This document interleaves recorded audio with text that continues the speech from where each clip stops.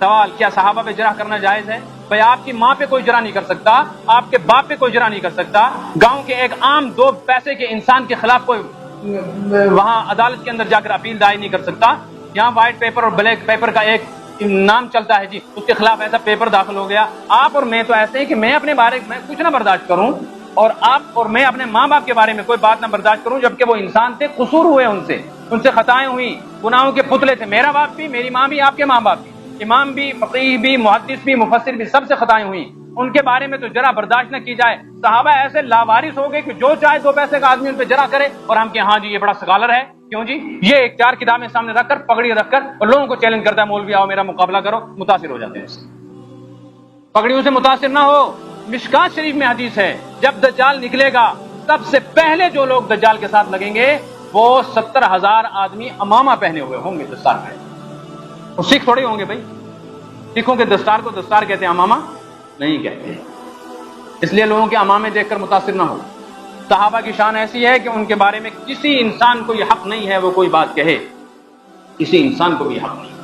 اور اس پوری امت کو ملا لو، تمام وقت کے ائمہ اولیاء کو، محدثین فقہاء کو، ائمہ مجتہدین کو، کسی ایک صحابی کا مقابلہ نہیں ہو سکتا، نہ فضیلت میں، نہ ان کے کمال میں، نہ مرتبے میں، نہ ان کے درجے میں، نہ اللہ کے ہاں ان کے مقام میں۔ کوئی بھی پوری امت مل کر بھی کسی ایک صحابی کا مقابلہ نہیں کر سکتی، اور تمام صحابہ کو ایک طرف رکھ دو تو تمام صحابہ مل کر ابو بکر کا مقابلہ نہیں کر سکتے۔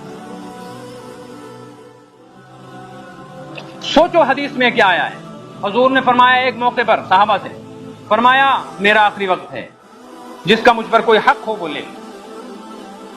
کون اٹھتا؟ پھر آپ نے فرمایا جس کا مجھ پر کوئی حق تھا میں نے روئے زمین پر سب حق والوں کا حق ادا کر دیا، مجھ پر کسی کا کوئی حق نہیں سوائے ابو بکر کے۔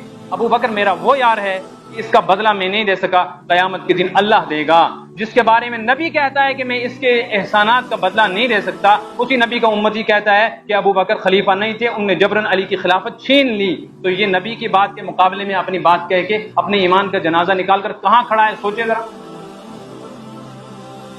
یہ جو آج کل چینلز پہ بڑے بڑے لچھے دار بیان کرنے والے اور امامے اور بڑے بڑے ڈیسک سامنے رکھ کر، کتابیں رکھ کر لوگوں کو چیلنج کرتے پھرتے ہیں نا، ان کی باتوں سے متاثر نہیں ہونا چاہیے۔ صحابہ ہمارے دین کی بنیاد ہیں۔ صحابہ سے اگر خطائیں ہوئیں، کسی صحابی سے چوری کا گناہ ہو گیا، ایک صحابی عورت سے ہاتھ کاٹا گیا، ایک صحابی خاتون اور ایک صحابی مرد سے بدکاری ہو گئی، ان کو سزا مل گئی، اچھا شان دیکھو، اللہ اکبر۔ ایک عورت آئی ہے حضور کی خدمت میں، یا رسول اللہ صلی اللہ علیہ وسلم طاہرنی، مجھے پاک کیجیے۔ حضور نے فرمایا کیا ہوا؟ اس نے کہا یا رسول اللہ صلی اللہ علیہ وسلم مجھ سے بدکاری ہوئی۔ کیا ہوئی؟ آپ صلی اللہ علیہ وسلم نبی بھی ہیں، جج بھی ہیں، قاضی بھی ہیں، امیر المومنین اور بادشاہ بھی ہیں۔ حضور نے فرمایا چہرہ پھیر لیا 2-3 دفعہ۔ حضور نے فرمایا ٹھیک ہے؟ نے کہا یا رسول اللہ صلی اللہ علیہ وسلم میں بالکل ٹھیک ہوں، اور میری بدکاری کا ثبوت میرے پیٹ میں پلنے والا بچہ ہے، مجھ سے گناہ ہوا۔ حضور نے فرمایا تم چلی جاؤ، اس بچے کا کوئی قصور نہیں ہے، یہ جنم لے گا۔ اس کے بعد چلی گئی۔ 9 مہینے کے بعد بچے کی ولادت ہوئی، 8 مہینے 7 مہینے بعد جو بھی ہوا، بچے کو لے کر آئی۔ یا رسول اللہ اب مجھے پاک کیجیے، بچہ میں جنم لے لیا بچے نے۔ حضور نے فرمایا اس کا کوئی قصور نہیں، تو دودھ پینا ہے، اس کو دودھ پلاؤ، چلی جاؤ۔ جب یہ دودھ چھوڑے گا تب آ، چلی گئی، دودھ پلایا۔ دودھ پینے کے بعد 6 مہینے 8 مہینے 10 مہینے کے بعد پھر حضور کے پاس لے کر آئی۔ روٹی کا ایک چھوٹا سا ٹکڑا بچے کے ہاتھ میں دیا تھا، وہ اس کو چوس رہا تھا۔ لا کر کہنے لگی یا رسول اللہ اب اس کو میرے دودھ کی ضرورت نہیں، اب یہ روٹی کھا کر گزارا کر سکتا ہے، اب مجھ کو گناہوں سے پاک۔ بات سمجھ میں آ رہی ہے؟ آپ صلی اللہ علیہ وسلم نے حد جاری کروائی۔ یہ واقعہ الگ ہے۔ پوری تاریخ میں، اسلامی تاریخ میں کئی حدیث میں یہ نہیں آیا کہ حضور نے اس عورت سے یہ پوچھا ہو اچھا تجھ سے اگر زنا کا گناہ ہوا وہ مرد کون ہے، کس سے کیا؟ بات سمجھ میں آ رہی ہے؟ یہ عورت کون ہے اس کا کوئی نام نہیں۔ کیوں نام کیوں نہیں آیا اس کا؟ اس مرد کا ذکر کیوں نہیں آیا؟ حضور نے فرمایا میرے صحابہ کے متعلق، اگر صحابہ سے فرمایا تم کو اگر آپس میں کوئی ایسا معاملہ ہوتا ہے تو میرے سامنے آ کر شکایت مت کیا کرو، میں نہیں چاہتا ہوں میرے دل میں میرے کسی صحابی کے متعلق بدگمانی آئے۔ جو پیغمبر اپنے صحابہ کی یہ لاج رکھتا ہے کہ ان کے گناہوں کو کھود کریت کے نہیں پیش کرتا کہ کس سے جرم ہوا اس کو بھی سزا دو۔ بات سمجھ میں آ رہی ہے نا؟ اور یہ فرما رہا ہے کہ اگر میرے کسی صحابی کے متعلق کوئی اونچ نیچ ہو تو مجھے نہ بتایا کرو، ہو سکتا ہے میرے دل میں اس کے متعلق کوئی ایسا گمان آ جائے جس سے اس کو نقصان ہو۔ اس نبی کا امتی بدگمانی نہیں بد زبانی کرتا ہے برسر ممبر، اور لوگ کہتے ہیں یہ سکالر ہے جو کتابیں 4 کھول کے رکھی ہوئی ہیں، حوالے دیتا ہے، حدیث سناتا ہے۔ تو یاد رکھنی چاہیے ایک بات کہ احادیث جب کوئی سناتا ہے، آپ جب یک طرفہ حدیث سنو گے تو جو اس میں ہوگا آپ دیکھو گے ریفرنس اس نے دی ہے کسی کتاب کی، کتاب کھولو گے آپ کو وہ حدیث وہاں مل جائے گی، تو آپ نے اس حدیث کو دیکھا، ہاں جی اس میں تو حضرت امیر معاویہ کے متعلق لکھا، حضرت علی کے متعلق لکھا، بس آپ نے عقیدہ بنا۔ کیا دنیا میں یہی ایک حدیث ہے؟ یہ آپ کو معلوم ہو گئی، مرزا جہلمی کو معلوم ہو گئی، ابو حنیفہ کو معلوم نہیں ہوئی، امام بخاری کو پتہ نہیں چلا؟ اس کے مقابلے میں اور بھی حدیثیں ہیں۔